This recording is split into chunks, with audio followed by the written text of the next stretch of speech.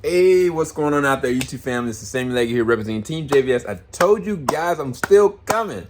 New Year isn't here yet. I just got done doing a review for another animated film that's also connection to an amazing artist that happened to do the music and composition for this film, and I'm talking about Encanto. Now, I'm talking about Lin-Manuel, and I personally look at this man as the artist of the year. I'm not talking about the actor of the year or the director of the year, the artist of the year. This man directed and orchestrated the composition for Tick, Tick, Boom with Andrew Garfield.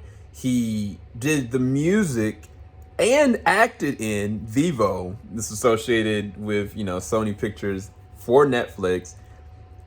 Then on Disney's side, he also did Encanto, right? And he did the music for that, but it's not there. He also did Into the Heights, and it's like, the man, he should get some recognition this year.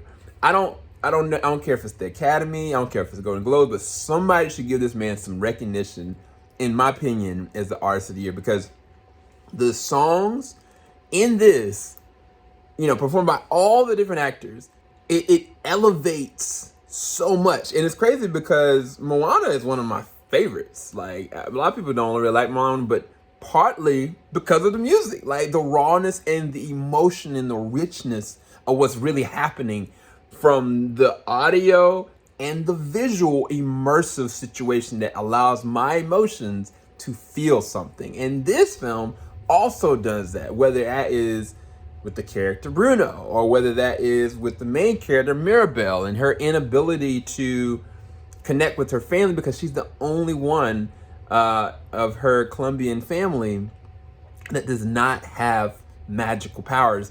Even the house has its own, and there's an interesting connection with that from a story standpoint with the candle silhouette, with the grandmother, and I mean, it's very beautiful. It's very important. It's very vibrant. This starring Stephanie Beatriz. I think it's Brooklyn 999. I haven't seen, so I know she's in it. John Leguizamo. It's got Mario Costello. Who else?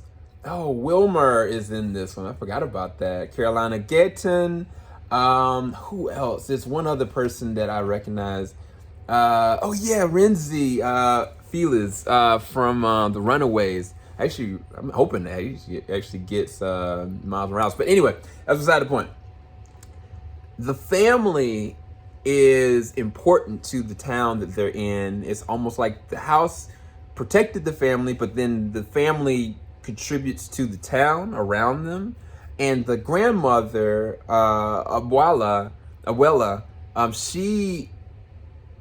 she was the first one to encounter how this all happened.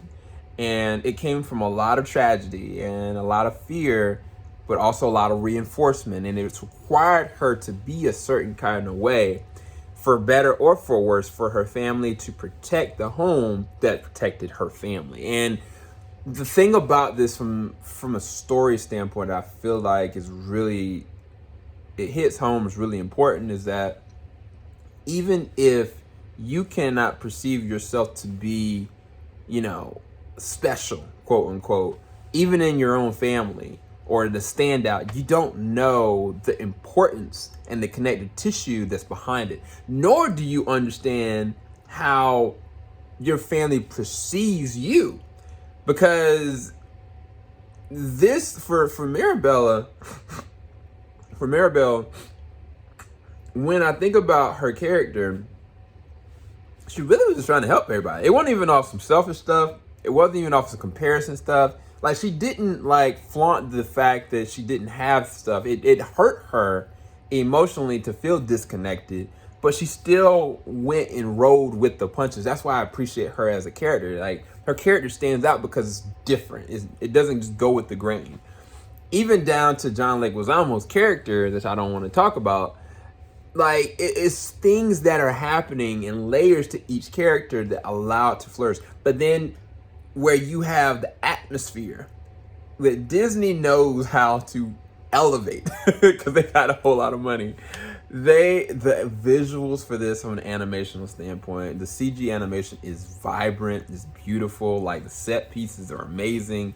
Like whether it's water, whether it's land, whether it's wind, whatever it is, it looks so rich. But at the same as that time, it definitely doesn't look completely real either. Like it always keeps you in the fray of what's happening, but always make sure you understand like this isn't real, but it's very important. I think that's one thing that Disney has been able to perfect over the years in so many different ways, whether it's 2D animation or 3D animation at this point. Like this is definitely one of their best looking. And in a year where Ride the Last Dragon, you know what I mean? Like, you know, the Mitchells versus the Machines, this is crazy.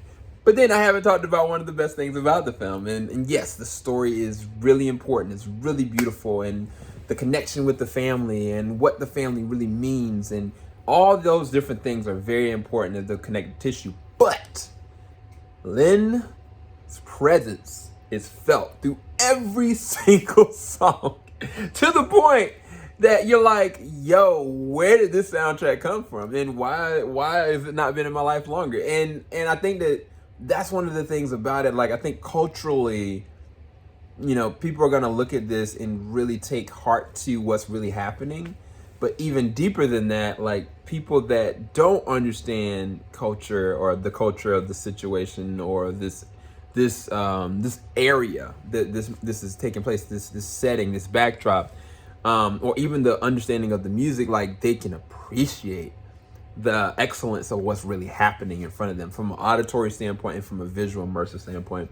And that's where I don't want to make the comparison where it's like Vivo, I love Vivo's soundtrack possibly more because I love Lynn's voice and I love what he does emotionally, immersively with us. Like Vivo for me is like anybody can watch Vivo and be like, yo, this is like a little baby could be, you know, bumping in. But this is very important. There's a lot of things of rich importance, whether it's heritage, whether it's family compromise and understanding from tragedy, or even just self-understanding of you that this movie is putting into the fray. And it's gonna trigger some people.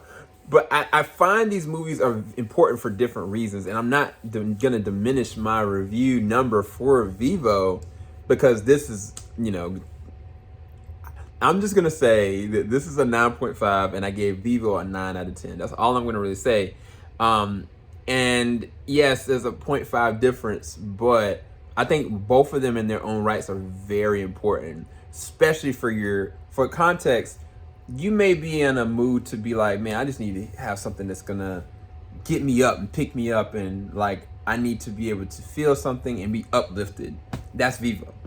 And then sometimes you might be like, you're around your family, like, man, I want to see something like really beautiful and connecting us to family and thinking about the holidays and thinking about our history.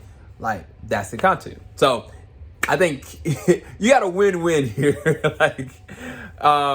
But yeah, hopefully you guys enjoyed this review. I'll talk to you guys later. I may get some sleep. I may not. I may keep recording. Who knows? Keep it locked. JVS, we ain't gonna stop. Make sure you like, subscribe, hit that bell button. Peace, guys.